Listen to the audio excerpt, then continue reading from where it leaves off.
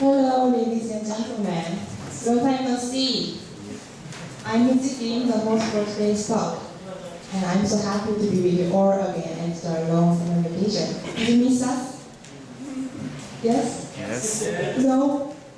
Okay. I can see your faces that each of you have great summer with your friends, families, or by yourself, right? Okay. And we are so grateful that you didn't forget us and took the time to come back so much. Thank you so much. Before I introduce today's speaker, would you please either turn off your cell phones or switch them to silent mode? Thank you. Today's speaker, General Chiarella, who is pursuing an MA in political science at National University, is going to give a talk titled Nazis, NATO, Ukraine, and the EU. Are you ready? Yes. Let's welcome him with a big round of applause.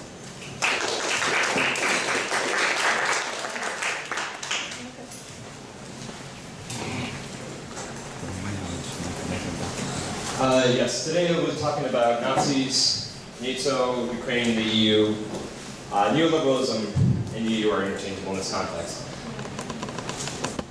What I'd like to talk about today is not so much the day by day of what's been happening between Ukraine and Russia. I'm not going to be saying, on this date this happened at 3 o'clock, such and such did X, Y, Z. I'm going to talk about the historical context because I feel that the history is very important to understand the actors, and it's important to understand the news that you hear. A lot of times we hear the news and we just say like, oh, okay. But we have to read between the lines a bit. A lot of news, unfortunately, doesn't do much investigation. It's just, oh, the Pentagon says X, Y, Z. Oh, this government says X, Y, Z, but the journalists don't go on their own. We don't see the journalists saying, well, is that really what's happening? Let's see. It's more like, oh, they just are stenographers of power, unfortunately. So, looking at some of the news coverage, BBC has a bit of a reputation for being very progressive. You know, right? The BBC, very good, reliable source. Their coverage has been spotting certain issues. Just with Syria, there was this big story about napalm bombing of a school in August before school started, apparently by Assad's forces, and they had videos up, including this one. Here we have a British charity worker. She was wearing gloves, but almost nobody else was. She claimed they were treating chemical burns. They were treating napalm on people, which I'm not sure how you survive getting napalm on your body. It kills you. You don't get, like, if a bomb drops, if a plane drops a payload of napalm on your school, you're not gonna survive. She's wearing a dust mask, which is absolutely useless. That's a construction worker's mask. But it does have the benefit of covering up her mouth.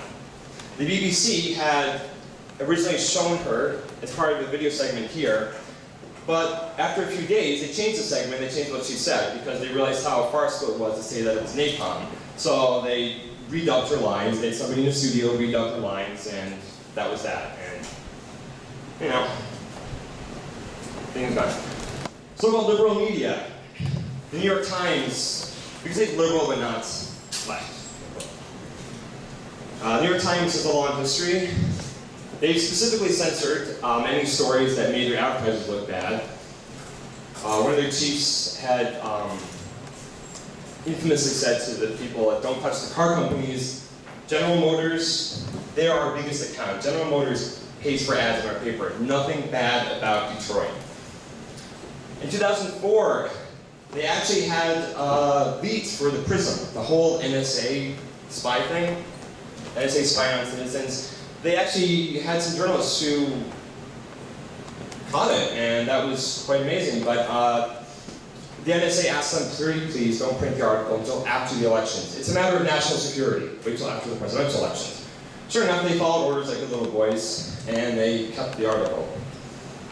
And they applied to the Iraq War in 2003, and we see editorials calling for the bombing of Syria, even if it's illegal, and also for the armament of Ukraine. Libya, Syria, Ukraine, it's just repeating itself. I just see it happening over and over again. And their coverage is pretty piss poor. It's just, the US says this, the Ukrainian government says this, and that's about all she wrote. Stephen Cohen. He is a man I think you should look up if you are curious about the topic. Stephen Cohen has been mostly ignored by a lot of the media.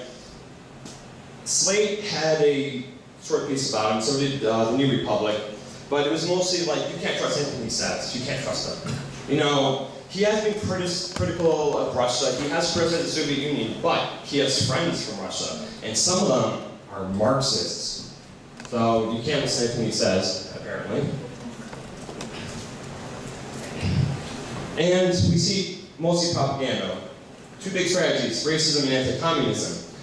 Nobody's accusing Russia today of being communist, but it's important that we keep making communism look bad. It's important that we make Russia look like it's always been bad. They had czars, then they had communism, now they have Putin. Oh, they're always bad and they've always been bad. You know, we gotta stop the big Moscow empire. So, they get the propaganda machine started. William Randolph Hearst. Does anybody recognize this name? Has anyone seen the Orson Welles movie, Citizen Kane? Well, Citizen Kane is more or less a biography of this man. He inherited a newspaper from his father in San Francisco, created a newspaper empire that edged out his only rival, Joseph Pulitzer. Basically, he was the king of media. Time magazine, that's a first publication. Time magazine. And his papers had accepted money from Hitler to have favorable articles appear in his papers. It wasn't just they made Hitler Man of the Year in 1938, they also took money from the Nazis to have favorable articles put in about them. So if you look up World War II and you want to hear about, oh, the Nazis are bad, but Stalin was worse. Well, you follow citations, you go to Wikipedia, you go to anywhere, you follow citations, you're going to come across William Randolph Hearst's publication, which is the source of a lot of it. As is Robert Conquest. He is also cited again and again and again as to how bad Russia is and how awful they are and how we have to destroy them and how they're worse than the Nazis. They're so bad. Well, he worked for the British Secret Services and the now defunct IRD, which is more or less a propaganda outlet like Radio Free Asia, Radio Free Europe, any of those. His scholarship is awful, to say the least. He said, given the birth rate in 1933, the population of the Soviet Union should have been 185 million, but it was only 170 million. Oh my God, that means 15 million people died. Well, all the deaths, those millions upon millions of deaths, that can be attributed mostly to falling birth rates. And that's not the same as murder. Having a lower birth rate is a sign of a developing country, not a murder. And this isn't to say that there was not bad stuff. Stalin was responsible for hundreds of thousands of people being sent to work camps and executions, but is it in the millions? Is it worse than the Holocaust? No. Li Touché, he was a doctor for Mao, not the doctor, but he had a very famous book, The Private Life of Chairman Mao, which made the rounds on TV. Everyone applauded it as the real story about Mao. It's like, oh good, more stuff about how evil Mao is. We had not heard enough of that. Give us some more.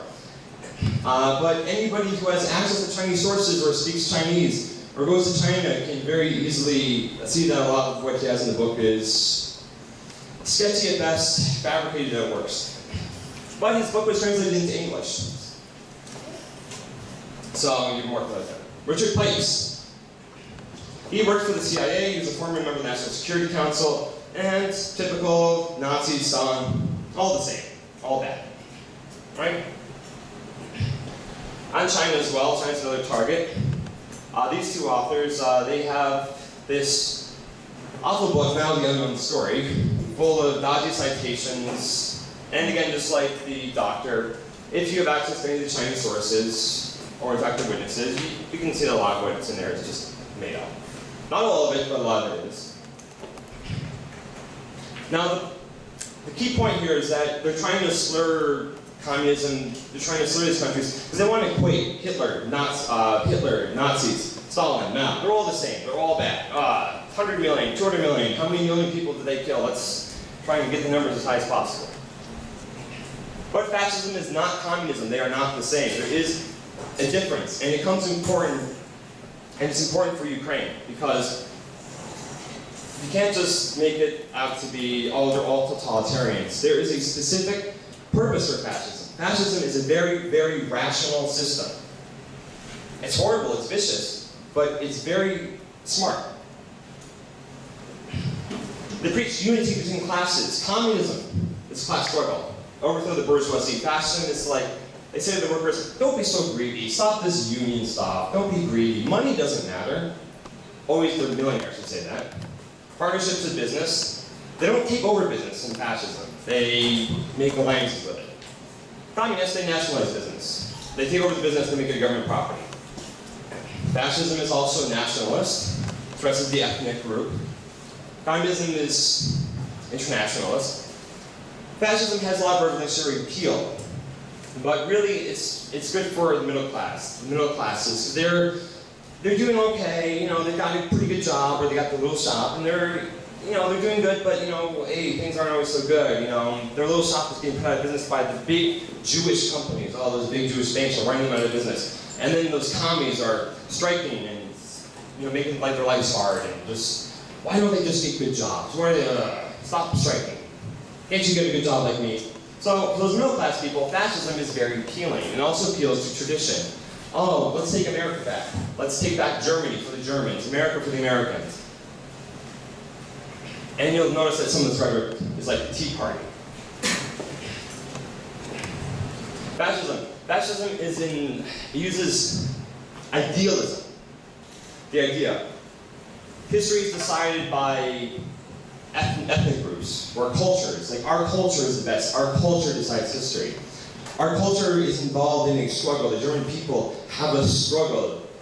Mein Kampf, the struggle. Whereas communism puts material reality at the heart of conflict and revolution. It's haves versus have-nots. It's those who work and those who own. And that's the center of conflict in society. It's not between Germans and Poles. The biggest problem is inequity. You have more in common, most of us will have more in common with the average Iraqi, the average Russian, the average Ukrainian, than we will with Bill Gates, or trying to blame some Korean rich people, but the CEO of Samsung. Fascism also stresses gender roles. Women should have soldiers, have sons, stay at home. Communism focuses on gender equality, affirmative action, quotas. Either one can be religious at times, although really communism should be secular. But there have been Catholic socialist movements. There have been secular Nazi movements, and there have been religious fascist movements, as in Spain and Croatia. Okay, functions of fascism, as I said. Fascism is very useful. The logo on the left there is IG Farben. They ran Auschwitz. Auschwitz concentration camp had one part that was the death camp, just put them in the ovens, get them out of here. Another section of Auschwitz was a chemical plant. And IG Farben paid the Schutzstaat, the SS, to bring them slave laborers. And it was in the interest of Schutzstaat to give them good, healthy workers, because Schutzstaat would get paid more for healthy workers. After the war, they didn't get rid of IG Farben. They just split it up into 3 companies. Well, 4, but only 3 exist. So right before the war, these 4 companies merged, made IG Farben, and then after the war, they broke them up. But that was it. Ford, IBM. Ford has been involved in supporting Franco in Spain, and they were factories in Nazi Germany, which produced tanks which killed American soldiers. They were indicted for treason. IBM got their start with the concentration camps, the tattoos. In the concentration camps, the Jewish people had to have tattoos that number. You are prisoner Jew 1, 2, 3, 4. You are homosexual XYZ. You are gypsy 192. IBM came up with the system. That's what got them started, was helping the Nazis get their concentration camps set up and organized. Fascists are many things, but they're not sloppy. They're very efficient. DuPont, again, They were involved in Nazi Germany and in Spain. General Motors, Studebaker was involved in Spain. ITT, also in these countries. There were embargoes, of course. There were embargoes. You couldn't trade with Nazi Germany, and we were neutral on the Spanish Civil War. But if you had a factory in those countries, it didn't count as trading with the enemy. You just happened to own a factory in Nazi Germany. It's not your fault. Successes of communism people like to gloss over. They were able to feed, clothe, and house just about all their citizens. That to me is an important thing, and that's something that I think that anybody who is a part of this country should be proud of, is that they did not have the homeless bums that we see in Western Europe and that we see in Eastern Europe today. And the USSR beat back Hitler. The USSR suffered 25 million deaths fighting Hitler, civilians and soldiers. The US, Britain, they mopped up in France and whatever was left behind, but it was really the USSR single-handedly won that war. Stalingrad, that was what turned the tide of the war. If it weren't for the USSR, yeah, like Britain all by itself was going to beat back the Nazis. Yeah, I'm sure. Eastern Europe actually had higher growth rates than Western Europe, but Western Europe, especially West Germany, got the Marshall Plan, gave them a leg up. Soviet Union punished East Germany. Before they started rebuilding it, they said, you have to pay for the war, you have to pay reparations to the Soviet Union. Our country got wrecked, so you're going to pay reparations. But through the 80s, Eastern Germany was catching up. But, it's possible at that point. Again, the Maoist army was better at fighting off the Japanese than Chiang Kai-shek, who I don't think ever really wanted to get rid of the Nazis. Sorry, the Japanese.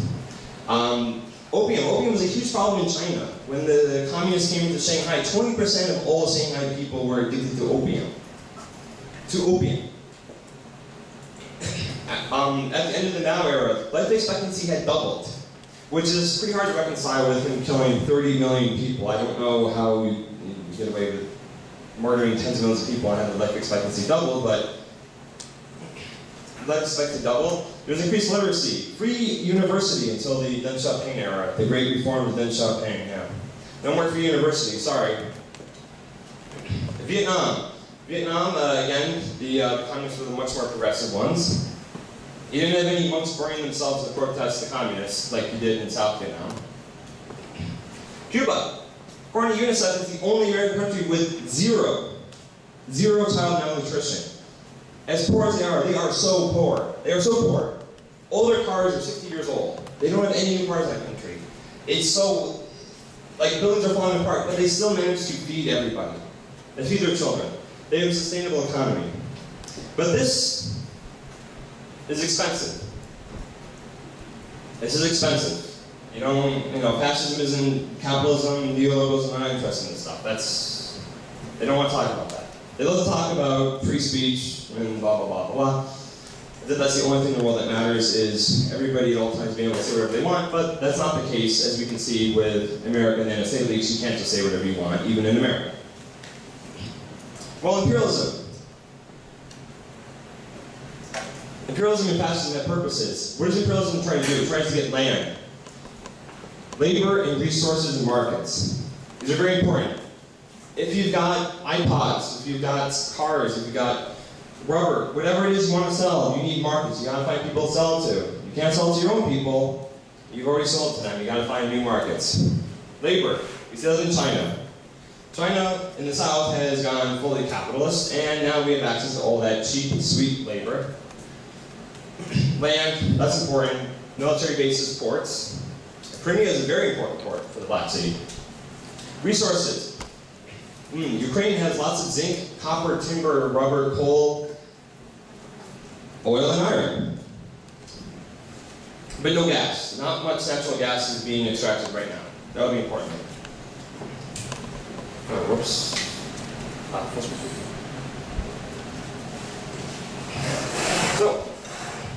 But let's jump back. Would the U.S., United Kingdom, would these countries support Nazis? The answer is yes. Why wouldn't they? They have before. Operation Paperclip. America recruited Lots of Nazis. Over 1,000 former Nazi scientists. Not all of them were evil. Some of them were just in the party, but a lot of them were in the party. A lot of them wore their uniforms to work. A lot of them were working at concentration camps. They were also very important to the American space program. Like here's Werner von Braun. At the time, Man of the Year in 1958, 20 years after Hitler being Man of the Year. Again, William Randolph Hearst, no surprise there. This man in particular, he was involved with IG Farben, the chemical company that ran Auschwitz. He was the head of the company. He was the chief executive of the company. He also ran a soap factory that he personally oversaw. Was a soap factory. It wasn't a soap factory. They were making sarin gas, but he told the Allies they were making soap. He had slave laborers in his camp, and he was in charge of IG Farben, who ran Auschwitz. What was his punishment? 8 years. For a mass murder and slavery. They said mass murder and slavery in the court case. You're convicted, your sentence is only 8 years. And he only did 4 years of that. As soon as he gets out, well, he worked for the US officially. He actually went to jail after the Nuremberg trials. So, they had him as a consultant for US private companies and for the army. Oh, they also gave back all his money.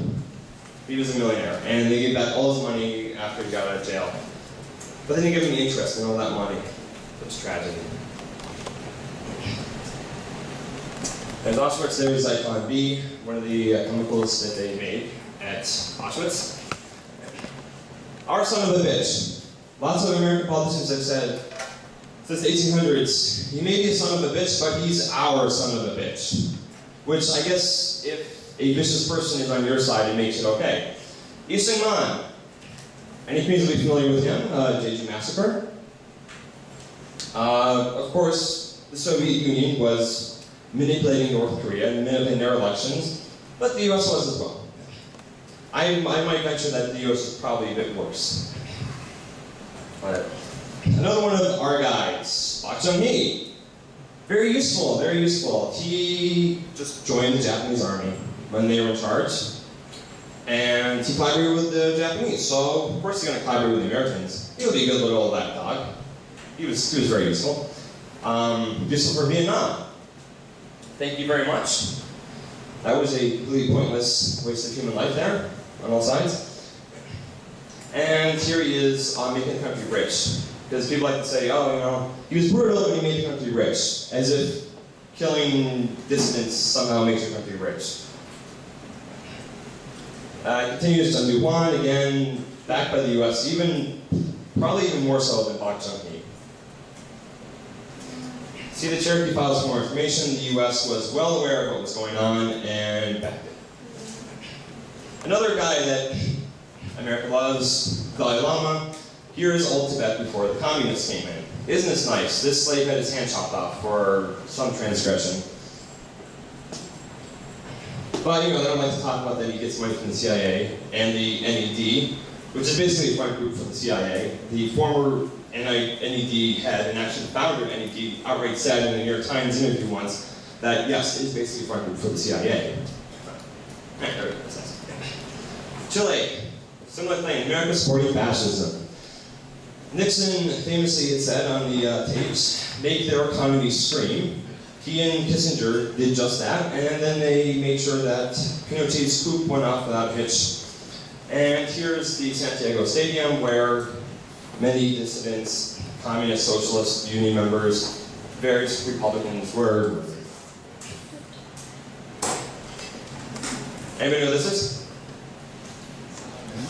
That's Osama bin Laden. Back when he was one of our guys. Here he is in Afghanistan. Very clearly, this is Afghanistan in the background. And we supported them against the revolutionary government, which was putting women through college, and who actually asked the Soviet Union to come. The Soviet Union was asked by the revolutionary government to come. After the CIA had gone into Afghanistan, the Afghanistan government said, Soviet Union, please help us. Soviet Union was very poor by the late 70s and 80s. They were bankrupting themselves, trying to keep up with the Americans with the nuclear stockpiles. But they showed up in Afghanistan, but to no avail. the Taliban, well, the Mujahideen won, and then the Taliban took over from there. And then we came back in the 2000s, and NATO supports the Northern Alliance. Basically a bunch of warlords, and now we have opium coming back to Afghanistan, and boy is it bad. Oh, also, the Bakhalazi. This horrible pedophilic child slavery, it's disgusting. But, you know, those are our guys. Jumping back to Europe. Eastern Europe, we have the Croatian president, Franjo Tuđman, and the one in Bosnia, Alija Izetbegović. He was a former SS. That's like the elite Nazis. Like that, these are the elite, these are like the cream of the crop Nazi soldiers. You have to be pure race, all that garbage. It's not easy to do. Here's Tuđman's book, which is Denying the Holocaust, Denying Jasenovac, which was a concentration camp so bad that even Heinrich Himmler had said that, wow, Jasenovac is pretty brutal. The architect of the Holocaust had said that the concentration camps in Croatia, under the Croatian fascist government, were exceptionally brutal. But, you know, we can just, don't worry though, when this was printed in English, they removed that section. They removed the section where it denies the Holocaust from the book when it was printed in English. Again, just like with the Chinese stuff. If you only speak English, you get deprived of some of the stuff. More collaborators that were rehabilitated, they're called heroes.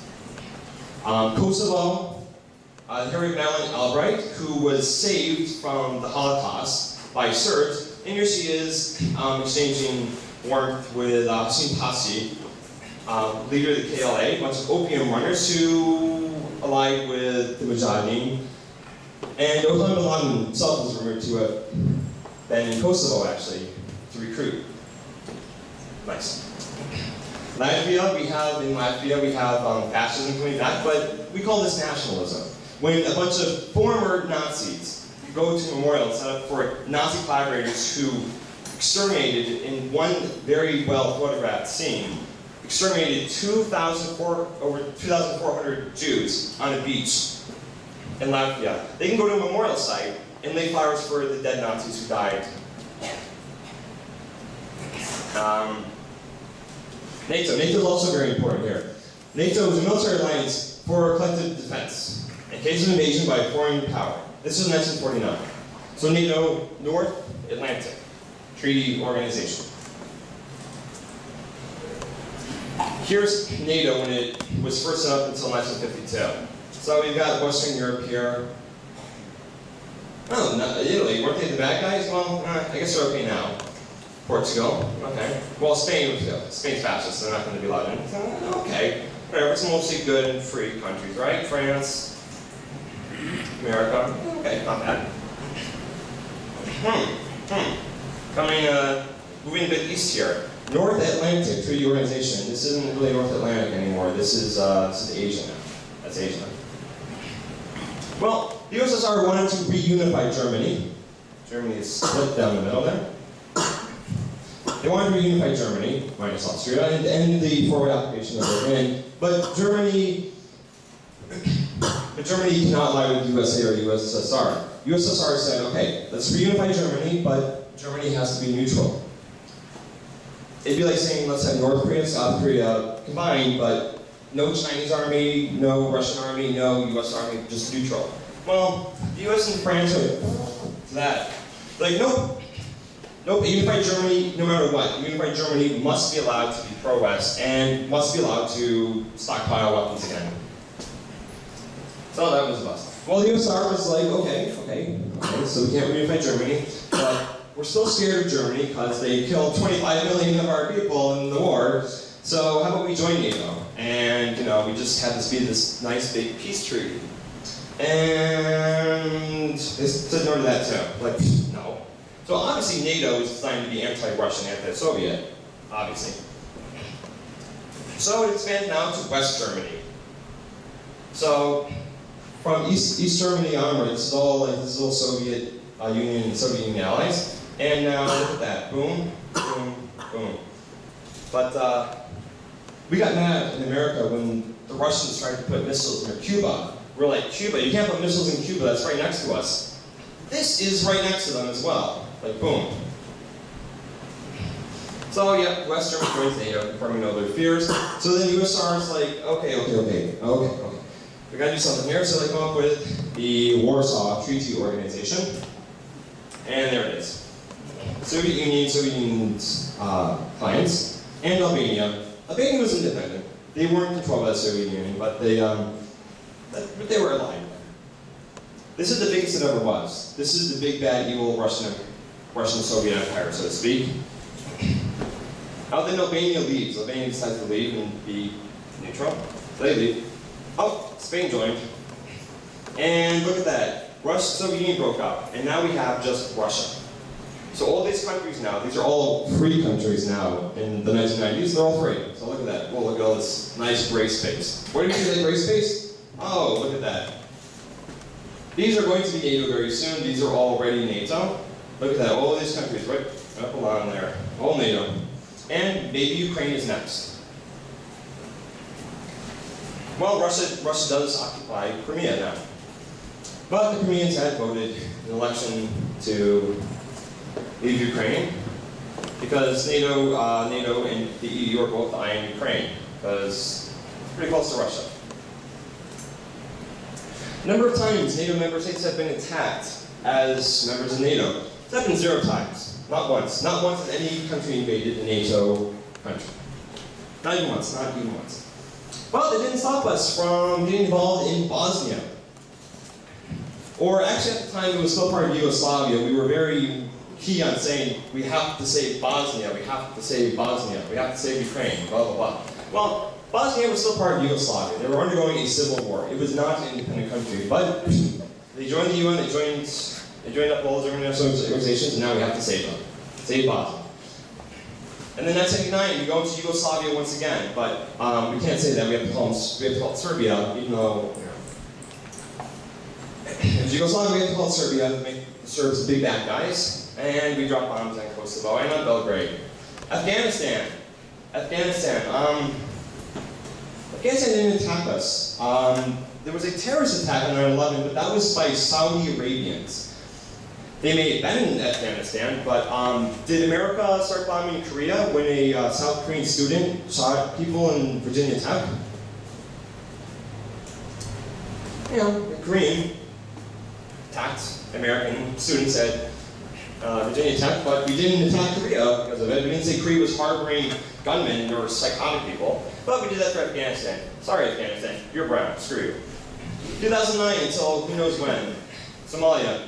Ostensibly because of the pirates, but again, just because a country has criminals doesn't mean their government has no sovereignty anymore. Libya, of course, you know, the no-fly zone over Libya, which basically won the war because Gaddafi's forces were going to win the war until NATO, especially Britain and France, had enforced a no-fly zone, and then possibly helped in other ways. But you know, Gaddafi quickly lost the war much after that. European Union, another organization. Sounds nice. Union. Union. Warm fuzzy feelings. We're united with Europe. Just one big family. Like America will be the United States of Europe. Oh, isn't this great? Isn't this grand? Just peace and happiness and warm fuzzies. Started off as the European Economic Community and included these countries. I had no problem with that. I had no problem with this thing at all. They want to make trade easier between these countries right next to each other? Sure, whatever, I don't care. That's 67. Here it is in 2013 as the European Union, which is a much more bureaucratized, militarized organization that also has not just trade agreements, but also a single currency. And again, look at this. All of these countries getting swallowed up, and where is it going? It's moving east. Everything's always moving east. WTO, IMF. Koreans, I'm sure, are aware of the IMF. Somebody, I guess, changed the thing here as a joke, but that's well, okay. I just want to make fun of the whole thing. These organizations were involved in Yugoslavia, and they are already getting involved in Ukraine. When you get a loan from the IMF, you should be a country that's not in civil war. Well, you don't apply to Yugoslavia. or to Ukraine, because IMF has given money to Ukraine. But when the IMF gives you money, you have to agree to structural readjustment. It means you must privatize your industry, you must stop giving subsidies to businesses, and it means you must lower the wages of government employees, you must reduce welfare, and lower taxes, and pay back the money in dollars. So your economy is in bad shape, and now you have to pay back the money in a foreign currency, which is even harder to do. Meanwhile, you have to cut your taxes and lay off employees, privatize businesses, and that somehow makes you more able to pay back the loan. I don't understand how that works. World Bank, they have their economists, very lovely, World Trade Organization, similar stuff, and they're all looking at Ukraine. The WTO used to be called the GATT, but GATT's also the name of a machine gun, and they realized that was a little too naked, so they decided to change it to World Trade Organization. Okay, jumping to Ukraine. Ukraine right now. Ukraine is pretty much split between West and East. It's pretty, good division of it, between Ukrainian speakers and Russian speakers. It doesn't mean they're all Russian ethnic, it means that they use Russian as their language. And you can see here's NATO countries, boom, boom, boom. Russian troops here, now Crimea, and of course in Russia, there's going to be Russian troops in Russia. Crimea, yes, has voted for independence and they joined the Russian Federation. Donetsk, here, this place is effectively independent and there's a civil war going on. So Donetsk is kind of its own country right now. It doesn't have a formal government, but it's separate from Ukraine. Ukraine does not control Donetsk. Neither does Russia. They're just independent right now. Russia. Well, here's a sort of context. Russians and Ukrainians aren't that different. They both come from the civilization called Kievan Rus. This is like the Gojoseon of the Ukrainians and the Russians. This is their Gojoseon. This is their first civilization where the culture, the ethnic group got formed. And it's fairly recent, actually. A lot more recent than Gojoseon, that's for sure. And here's Crimea. Crimea is part of Kievan Rus, but the rest of this is controlled by Tartars, which are a type of Turkish people. But we have some Rus influence here. So for the next millennium, the next 1,000 years, it's going to have a mixture of Rus and Tartar culture. Mongols, the Golden Horde, and then the Ottoman Turks controlled the Crimean Peninsula for centuries, but the area never fully lost its Rus characteristics. For a short time, they did have an independent country, the Cossack Republic. It was called a republic, but not a republic how we think of it today. It was a very small area though, and it was for a little bit over 100 years. Then they collapsed. Then the Russian Empire conquered all of Ukraine. So yeah, in 1783, Crimea was conquered by the Russian Empire. And it was the site of a British, French, Sardinian, Ottoman invasion from 1850 to 1856. British, French, this is Italy. So British, French, and Italians, they're all part of NATO. And look at that, they're all interested in Crimea once again. Why are they interested in Crimea so much? Were they saving the poor Ukrainians from the Russian Empire at that time? Well, really, they were just they were playing sides. They knew the Ottoman Empire was failing. And they knew the Russian Empire was strong. So they wanted to play one against the other, keep a balance of power. So they joined up the Ottomans and attacked Crimea. Also, Crimea has some nice resources, and it's a very useful port. That's why the Greeks went there thousands of years ago. From 42 to 44, it was controlled by the Greater German Empire. Then the premier of the USSR, Khrushchev, rumor has it that in a bout of drunkenness with politicians from Ukraine, he gave away Ukraine as a gift. There had been tensions between Russia and Ukraine. There was a famine in Ukraine. Ukraine blamed the Soviet Union's central government for not handling it well. And the West, said, of course, it's all intentional, a big conspiracy to destroy all the Ukrainians. But there were some tensions over that. There was a famine. And to be honest, they did not handle it very well. They were exporting grain in the middle of a crisis when they should have not been doing so. There was also tensions over a lot of Ukrainians collaborating with the Nazis, especially in Western Ukraine. A lot of Ukrainians jumped into the arms of the Nazis and saw them as liberators from the Soviet Union. There's a lot of tension, and Khrushchev had always liked Ukraine, and he always wanted to smooth things over, so he said, you know what, I'll give you Crimea back.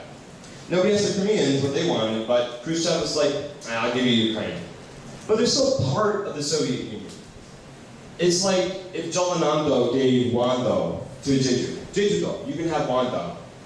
But now imagine Jeju is a new country. Then it's different. If Wando becomes part of Jeju, it doesn't matter right now. But it would matter if Jeju became a separate country. Which is what happened. In 1991, Ukraine becomes a separate country, and they take Crimea with it. Now Crimea is really part of Ukraine, completely cut off from Russia. It is part of Ukraine. Well, after 2 years, they didn't like that too much. The people of Crimea had elections for their autonomous government, and they had demonstrations, and they got to have an election. They got to have the Crimean president. There was a lot of tension, a lot of violence on both sides. But by 1994, they had the election, and this is the Crimean president, Beshkov. He became the Crimean president.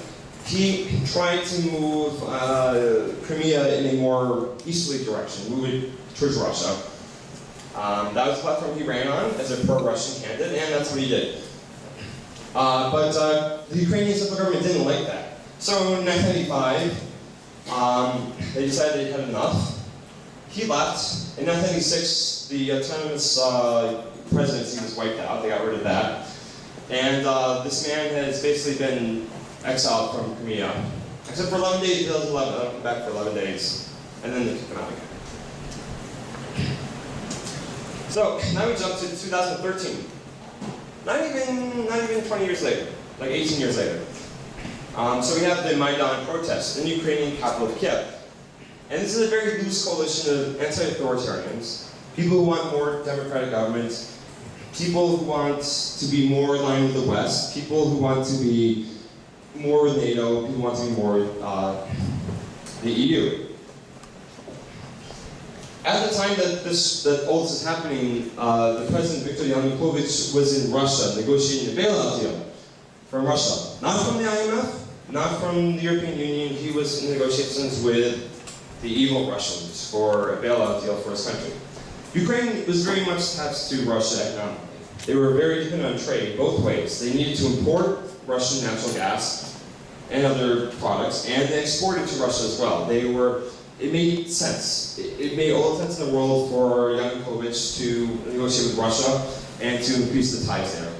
Russia also had very favorable agreements with their loan package. They didn't say you have to privatize your country. They didn't say anything like that. They just said, here's the money. If you get too much in debt, though, we're going to ask you to pay it back right away and see stuff. But they didn't have any other restrictions, you have to pay it back. Well, at that time, the Maidan protest started. And here we have the lovely Ukrainian flag and the European flag, and the flags of the Right Sector and Svoboda. Get to those in a second. Yanukovych had his corruption problems, but he was a democratically elected president. This woman, Yulia Tymoshenko, she was in jail. But she wasn't some big political prisoner. She was just another shady, slimy politician. So was Yanukovych. They were all pretty slimy, dirty with their politics. But she is a hero because she is pro-West, whereas Yanukovych was a pro-Russian politician. That's really the big difference. Their policies were more or less the same. Well, here are some people from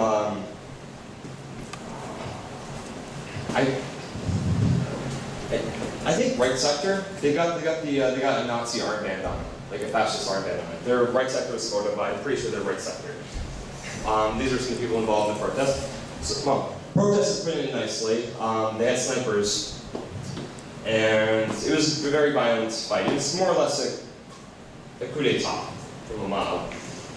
Nobody went through constitutional impeachment. They could have impeached Yanukovych. He had his corruption problems. They could have impeached him, but they thought it was better rather than impeach him. They had the support. They had all the votes they needed. They would have been able to impeach him very easily. They had the votes, but they decided that it was a better choice to support a bunch of mobs in the street. And Yanukovych was ousted. He ran away to Russia. He's not a big fan of Russia, though. He actually was against the Ukraine transfer. Yanukovych was against Crimea joining Russia. So he's not that pro-Russian, but he was too pro-Russian. Okay. Well, he gets kicked out. His election was actually more democratic than the ones you see in South Korea. If you look at the NATO election of 1987, NATO won with just 37% of the votes. But obviously, most people did not like NATO. If you had a runoff election, Kim Il-sung would have won in 1987. That's happened in his election. That's how he won. He won with a runoff election, fair and square. Once in office, of course, he was corrupt, but he won the election now, and you could have impeached him, but they didn't do that. Okay, most of the unrest we'll see is correlated with high numbers of Russian ethnic people. But you'll notice that even in Donetsk, Russians are not a majority. They're not a majority, but there's still a guerrilla war going on. Crimea, as a majority, they were very pro-Russian. So yeah, they broke out very quickly. Especially the city of Sevastopol, 79%. But then it's actually only a minority of people are Russian. But as I said earlier, a lot of people do speak Russian. A majority are capable of speaking Russian and do use it in their day-to-day life. Well, here are some of the heroes of Ukraine that people are bringing back. Here we have some more fascist flags, Ukrainian flags mixed in. Picture of Stepan Bandera. There he is in his dashing Nazi uniform. He was a Nazi collaborator who helped exterminate Poles and Jews. He wasn't forced to do anything. He was a good loyal servant. Oh, and here he is, the more nationalist. This boy's got the Ukrainian flag draped around him. Yeah, because it's nationalist. It's not fascist. But oh, look, there's a fascist right there. The last democratically elected president of Ukraine before Yanukovych was this guy. And right before he was out of office, he said, you know what, Stepan Bandera? He's a hero of Ukraine. We're going to put him on our stamps. Okay, yes, he's on the stamp now, but they took him out of his uniform. What? I thought the Nazi uniform was so handsome. Why is he not in the Nazi uniform? Where are you? Oh, well, he's a hero. You're probably familiar with this kind of nationalism, if you're Korean. And the American press will say, oh, these are nationalists, these are Japanese nationalists. That's the flag of the Japanese Empire there. That is a very specific symbol. That is a very specific time in history. It's not just nationalism. That's a flag of fascism. Here we see a convicted Class B war criminal. All of his comrades in the Japanese cabinet were hung or shot. He mysteriously got forgiven and became the Prime Minister of Japan in the 50s. Nobusuke, and there's his grandson, Abe Shinzo, going to Yasukuni to pay his respects. And here we have the Osaka mayor, another great nationalist, who said that the comfort woman, Rianbu, was necessary because war is stressful. We have to rape those women. Just war is stressful. And and again, we just cover up the past, and we all smile, take pictures. Grandson of the war criminal. That's good. This symbol here, you will notice that rune symbol. Where is it? There's the rune symbol right there. Boom. That is a fascist symbol. It's like having the Nazi flag. The yellow background specifically. If you see this like this, it's like seeing the swastika with the red flag and the white circle. It's a very specific symbol. It's a symbol of fascism. Although they don't call themselves National socialists, like the Nazi Party did, they're social nationalists. They switched the word around. Oh, look at that. So different. But in 2004, they realized, well, the West doesn't like us being outright fascists. We need to kind of hide it. So they called themselves the Freedom Party. And the same guy who renamed the party, the same man who joined the party when it was using this as their logo, he is still the leader of the party. He is still the leader of the party. He was behind it. He's just like, let's just change the names. You know, we'll get more support if we just change the name. Oh, and there he is right there, giving the Heil Hitler salute. Very nice. Here he is with Victoria Nuland, the U.S. Secretary of State for Europe. Oh, and here he is with McCain during the protests. Here is McCain giving support to the protesters on the street. Very good diplomacy. Just, you know, go to a foreign country and do that. How would America feel if a Russian politician came to occupy Wall Street? If a Russian politician came to occupy Wall Street and said, you know, Occupy Wall Street should just take over the whole country and go to Washington, D.C., how would America react? America would be furious. But if an American politician goes to Ukraine and says, overthrow your government, get rid of your president, you know, that's fine. Nice picture, though. Nice smiles. There's some more nationalists here. Here they are at the protests with their makeshift armor and, oh, look at that, guns. Right sector. This is a new and very violent party. They've only got they got less than 1% of the vote. They're not very popular right now, but they just started. They just started this year. And these people have already got like 1% of the vote of the country. They've got support of 1% of the people. They've hijacked anarchist colors. Red and black are the colors of socialist anarchism, but now they're using it for their thing. And oh, there's that symbol again. Oh, and there's the Nazi death skull. Nice. They are Allies of WW2. They're Allies of WW2. They admit they'll gladly use money from the billionaires. When they recruit people, they'll say, oh, aren't you mad about all those Jewish billionaires? They say, all those Jewish billionaires, isn't it like a crime or crimes being taken over by Jews and Russians, Jews? But they'll take money from the Jews, though. They'll say, well, yeah, I mean, if the Jewish millionaire is going to give us money to help us with our stuff, or any millionaire will take the money, they don't care. So, you know, they don't really have any principles, they just want power. Here's the symbol yet again, and oh, look at this, here's the Azov battalion. This is a self-defense, well, national self-defense, ostensibly paramilitary, made of nearly 1,000 paid and unpaid volunteers. They're soldiers, police who control the frontiers of eastern Ukraine, and they also enforce law and order in eastern Ukraine. And there's the symbol, that's the patch on their uniforms. That's their patch, is the fascist symbol. Lovely. It's not a conspiracy, it's real. So, already the Svoboda Party in the Ukrainian government, they have the Minister of Human Rights. The Minister of Human Rights is from the fascist party. Okay, that's nice. The Minister of Defense, until March, was a member too. He was replaced by a neutral person who wants to take Crimea back by force.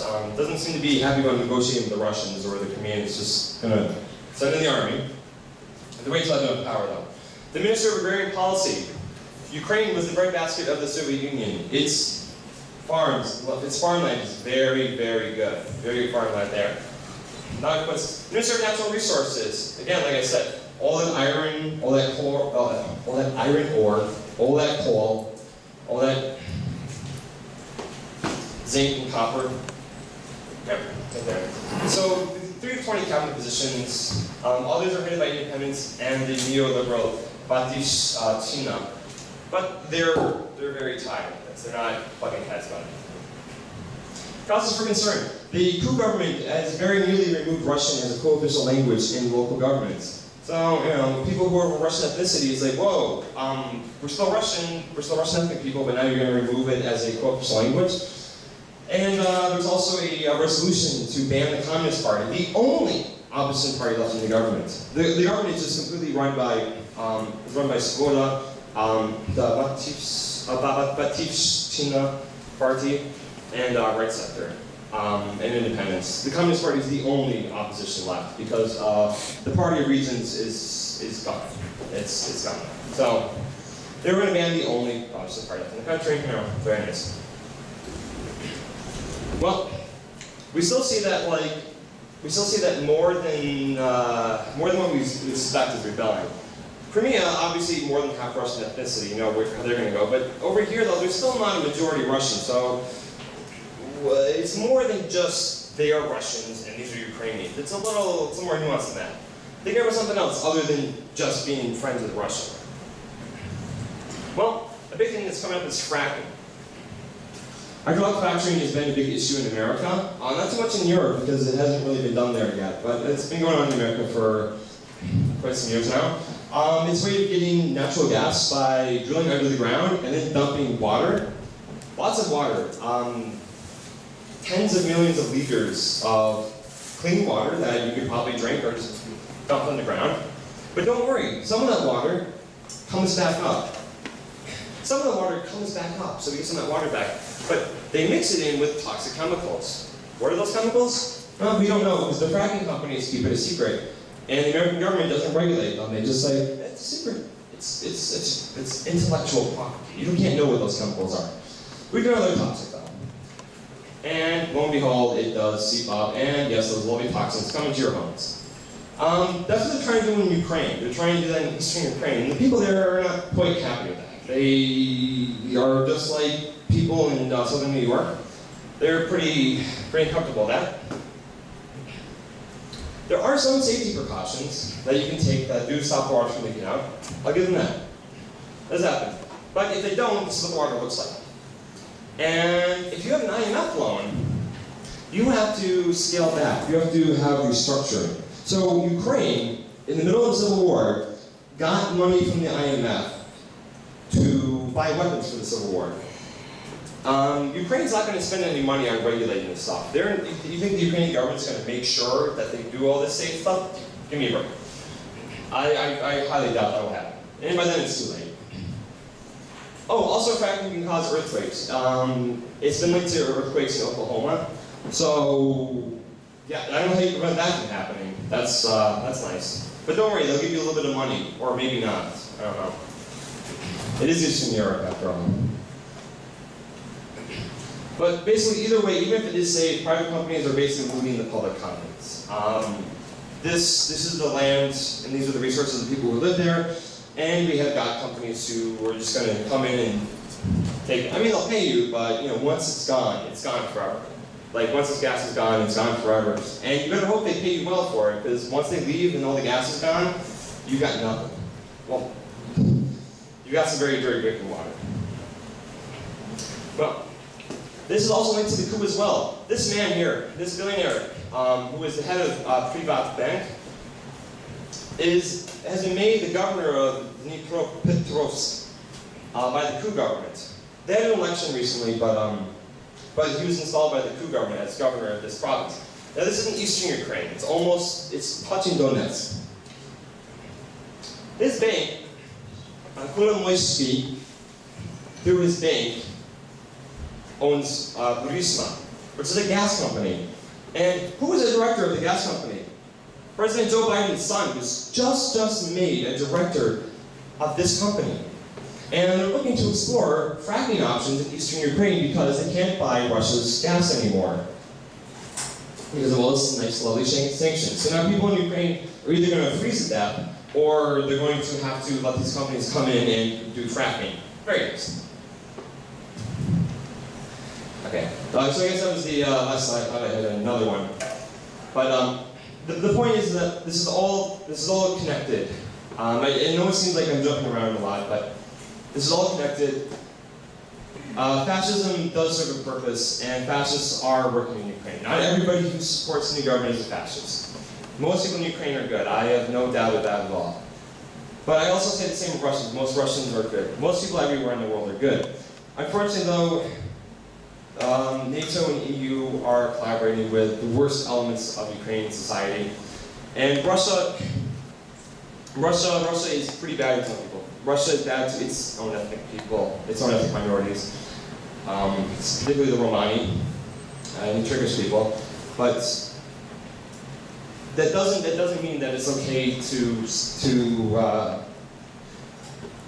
to arm a country in the Civil War, to take sides in the Civil War, to encourage war against Russia, because that's not going to bring us any good. It's just going to make a few people, like Hunter Biden, very wealthy.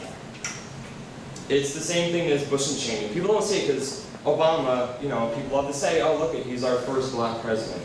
But, his administration is just as corrupt and messed up as Bush's. Cheney with Halliburton in Iraq, it's the same thing. But unfortunately, a lot of people think, because the Democrat things are different, but they aren't. Clinton with Yugoslavia, Bush with Iraq, Obama with Ukraine, Libya, Syria. It's all the same. And we'll support Islamic terrorists, as we did in the 1980s in Afghanistan. We'll support them in Syria against Assad, and then we'll turn around and be like, oh, this Islamic State of Iraq and Syria, where did it come from? It came from us, because we funded them in Syria. And even the BBC has to admit that, that a lot of them are funded by America. We'll collaborate with collaborators, because they're nice, good cowards. People like Bacchini, they're nice, useful cowards, because they will just do what you say. And we collaborate with Nazis, because Nazis do not attack private property. Nazis will compensate you. Communists will just take your factory and say, this factory belongs to everybody now. We're all going to use it. You can't have this all be yours. Fascists would be like, oh, we'd like to pay you a top dollar for your product. And also make sure your workers vote for our party in the next election. So, fascism serves a very useful purpose, and it is alive and well in Ukraine, unfortunately. And I hope everything gets solved peacefully. I hope there can be negotiated settlement. I really do, because I don't want to be right. I hate being right, because I am very pessimistic, and I really hope that I am wrong on this. I really hope. So, thank you.